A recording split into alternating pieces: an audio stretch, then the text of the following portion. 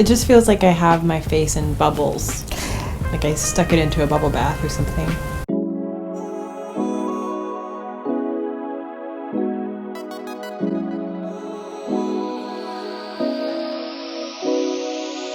Hi guys, welcome to Discovering Black-Owned Beauty. I'm Asia Blue.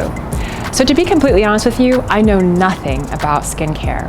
I know that you wash your face in the morning and you take off your makeup at night, but I only use a basic cleanser and moisturizer because I'm so afraid of breaking out. In fact, I'm still experiencing scarring from my last breakout, so I made an appointment for a fabulous facial with Cheryl, the owner of Soulé Skin Spa in Woodland Hills. She specializes in corrective skincare, and she's going to help me correct the hyperpigmentation that I have from my last breakout. She's also going to help set me up with a basic skincare regimen. Come on.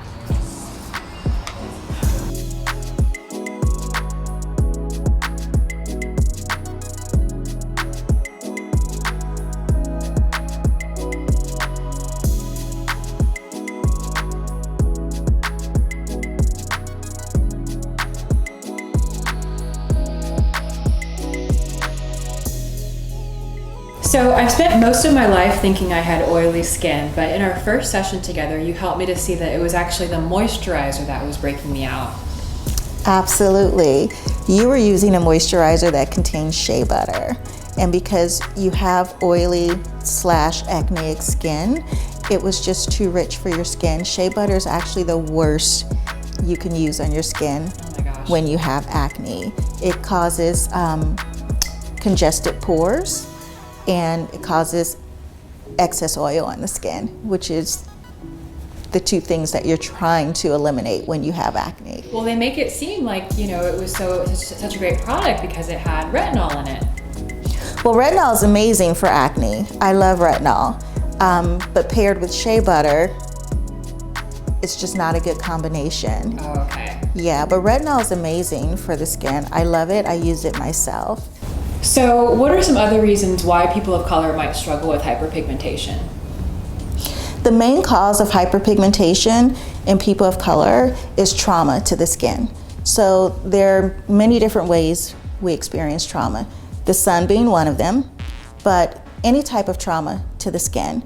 That could be a bug bite, it could be a rash, it could be a cut, a scrape, even using a scrub that's too harsh for your skin, or even a chemical that's too strong for your skin. That's all considered trauma and will cause hyperpigmentation on the skin. Hyperpigmentation is actually the hardest thing to treat in skincare, and it takes the longest to heal.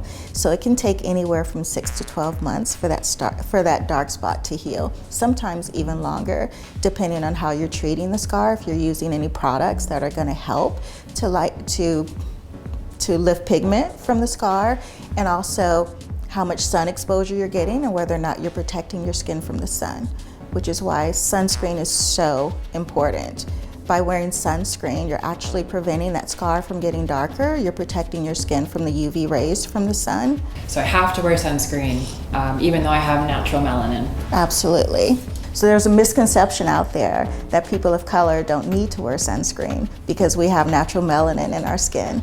And that is a misconception. We actually do need to wear sunscreen. We do have natural melanin in our skin, but it only protects our skin from burning. It doesn't protect our skin from the UV damage caused by the sun. Across the globe, there's a proliferation of beauty products that are designed to treat dark skin and help, correct it and lighten it, but that is not what we're talking about today. We're talking about treating post-inflammatory hyperpigmentation. We're not talking about bleaching the skin or lightening the skin.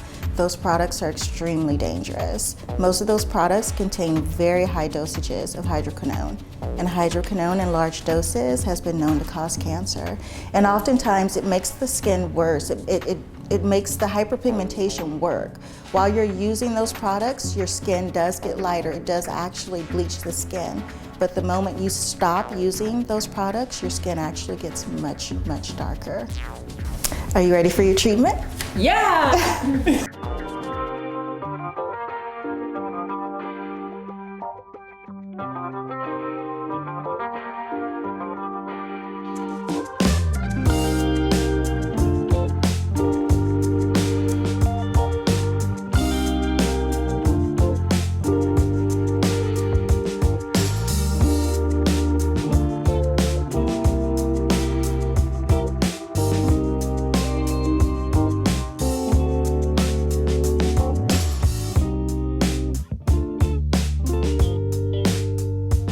Okay, the first thing we're going to do is cleanse your skin. We're going to do a double cleanse, of course, to make sure we remove all of the oil and dirt and excess buildup that you have on your skin. I'm using a cleanser today that has kojic acid and lactic acid. It also has hyaluronic acid, so it's going to give your skin some gentle exfoliation without over drying it.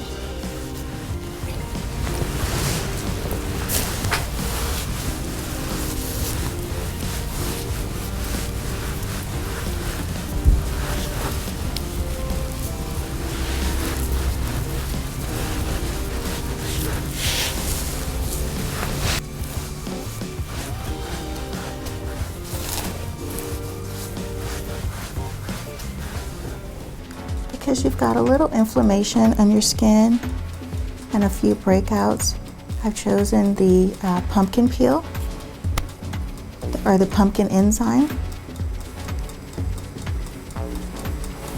The pumpkin enzyme is going to really help to remove any surface dead skin cells. It's really going to penetrate the pore,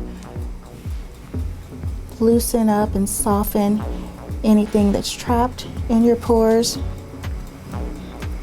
Pumpkin is rich in vitamin A, C, and E. So it's like a treat for your skin as well. We know vitamin C is a natural antioxidant and a skin brightener. Vitamin E is a natural moisturizer. So we're gonna let this stay on the skin for about 8 minutes. We're going to let the enzymes do their job. I'm going to apply steam to your face as well. The steam will help to activate the enzymes on your skin.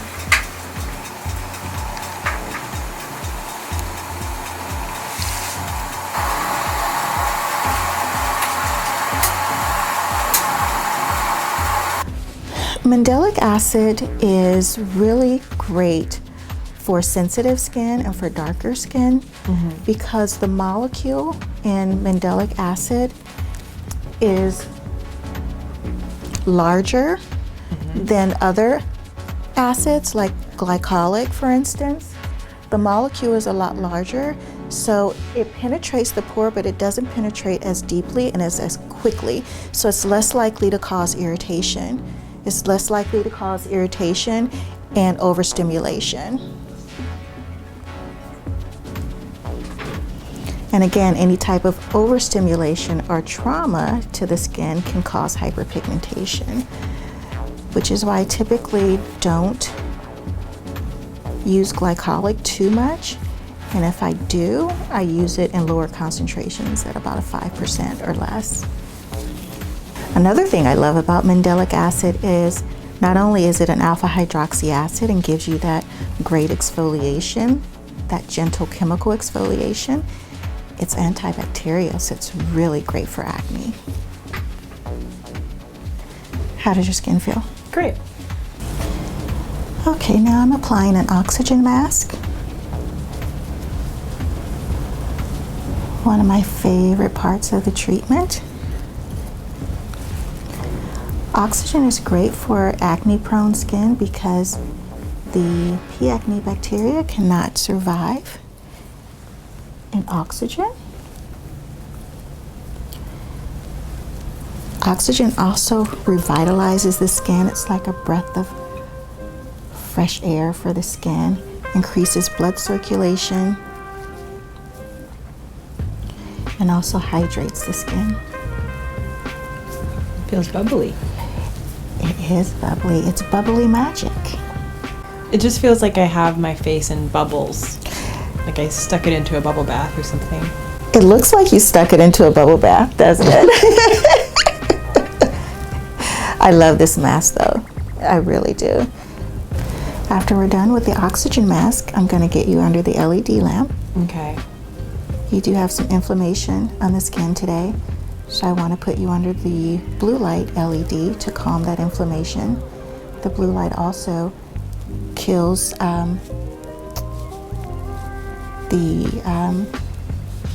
any surface bacteria, and will also help to regulate your sebum production. This is the LED panel. Sweetie, it's a full face panel, so I need for you to lift your head off of the pillow. I will tuck it behind your head. Go ahead and relax. Is that comfortable? Okay, chin up a little bit for me. Perfect.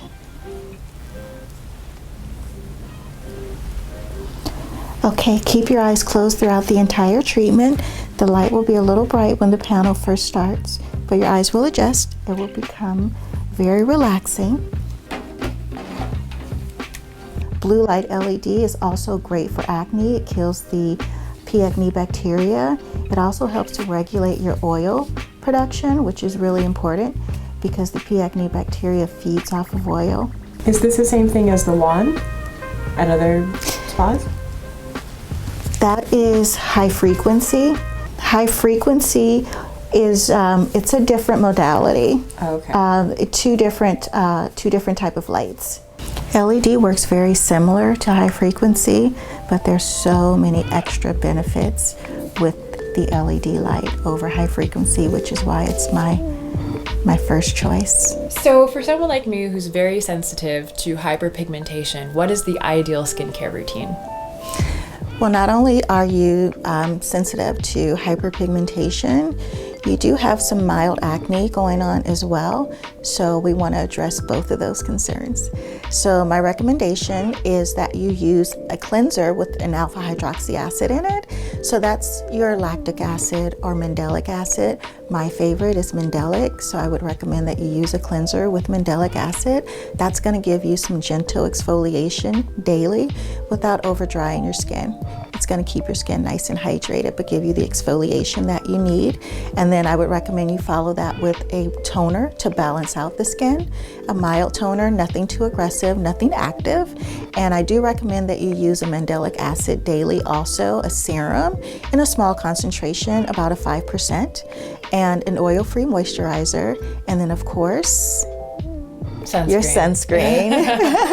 And I do recommend that you use a physical or mineral sunscreen, SPF 30 or above. Okay. It's super important that you use a physical sunscreen as opposed to a chemical sunscreen. Okay. Okay. And what advice do you have for anybody out there who might be interested in becoming an esthetician like you? Well, I would say now is a great time to start a career as an esthetician. The beauty industry and the skincare industry is growing rapidly. So this is a great time to get started. I'd say find a school, near where you live. Nothing too expensive. Find an affordable school, I should say, because there are some out there that charge a lot of money. And you don't want to invest a lot of money up front just to get your license. So I would say find an affordable school, save that cash for your continuing education or your advanced training, because that's where the learning really begins. And then I would also recommend, once you get your license, I would recommend that you work for a medical spa or a skincare clinic to get some experience, understand, how the business really works, and And then open your own salon like you. I would say that, yes, absolutely, absolutely. Be sure to visit soulespa.com to make an appointment with Cheryl and to support Black-owned businesses in Southern California.